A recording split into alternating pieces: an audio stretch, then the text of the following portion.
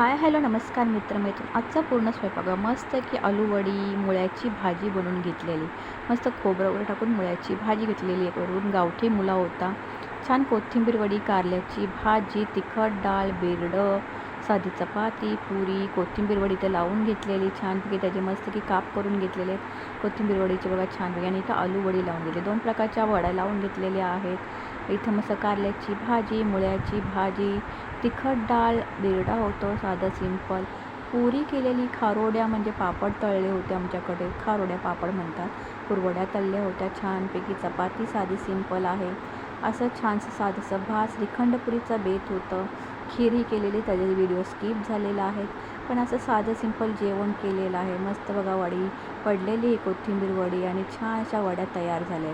याची detail recipe आहे. राणेच रेसिपीला शॉर्ट लॉंग व्हिडिओ मी टाकत असते, तुम्ही बघू शकता. इथे छानपैकी 2 प्रकारच्या वड्या, 2-3 भाज्या आहेत, मस्तपैकी झालेल्या आहेत. मस्त बघा कारल्याची भाजी, मुळ्याची भाजी, तिखट डाळ केलेले, बिरडा केलेल्या. साधं सिंपल जेवण. आवडल्यास लाईक शेअर सबस्क्राईब करायला विसरायचं नाही. असंच अशा प्रकारे जेवण करून घ्या.